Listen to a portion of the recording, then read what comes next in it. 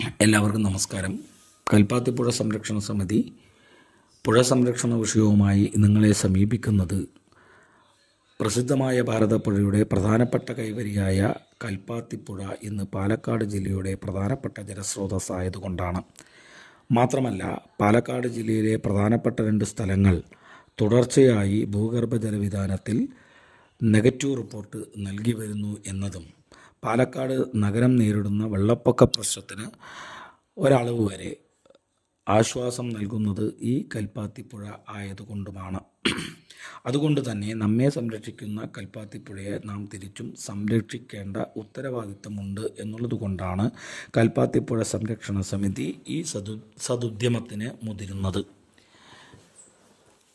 തുടർച്ചയായി കൽപ്പാത്തിപ്പുഴയിലെ വെള്ളം പരിശോധിച്ചതിൽ നമുക്ക് തിരിച്ചറിയാൻ സാധിച്ചത് കൽപ്പാത്തിപ്പുഴയുടെ വെള്ളത്തിൽ കോളിഫോമിൻ്റെ അളവ് ഗണ്യമായ തോതിൽ ഉള്ളതായും ഓക്സിജൻ്റെ അളവ് ഗണ്യമായ തോതിൽ കുറഞ്ഞു വരുന്നതായും കാണുന്നു. ഇതിനർത്ഥം മലിനജലവും മാലിന്യവും പുഴയിൽ നിക്ഷേപിക്കപ്പെടുന്നു എന്നുള്ളത് തന്നെയാണ്.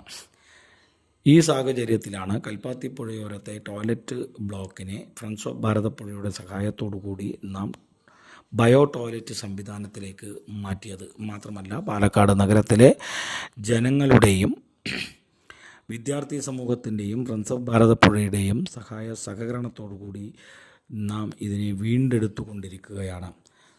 ഈ സാഹചര്യത്തിൽ ഈ വിഷയം മുന്നോട്ട് വയ്ക്കാൻ ഇടയായ സാഹചര്യം എന്ന് പറയുന്നത് അടുത്തിടെ ഒഴുകുന്ന പുഴയിൽ മാലിന്യം നിക്ഷേപിക്കുന്നതുകൊണ്ട് സാരമില്ല എന്ന ഒരു അഭിപ്രായമാണ്. ഇത് ആര് പറഞ്ഞു എന്നതല്ല, പറഞ്ഞതിൽ കഴമ്പില്ല എന്നുള്ളതാണ് കൽപ്പാത്തിപ്പുഴ സംരക്ഷണ സമിതി മുന്നോട്ട് വയ്ക്കുന്നത്.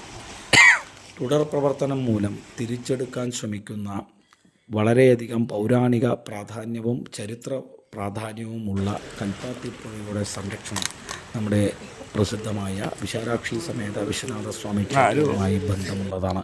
ഇതിൻ്റെ പരിശുദ്ധത തിരിച്ചെടുക്കാനും ജലത്തിൻ്റെ ശുദ്ധത തിരിച്ചെടുക്കാനും നമുക്കാകണം. അതുകൊണ്ട് ഈ പ്രവർത്തനത്തിന് ഇന്നലെ വരെ തന്നിട്ടുള്ള എല്ലാ പിന്തുണയും തുടർന്നും ഉണ്ടാകണമെന്ന് ഒരിക്കൽ കൂടി അഭ്യർത്ഥിക്കുന്നു.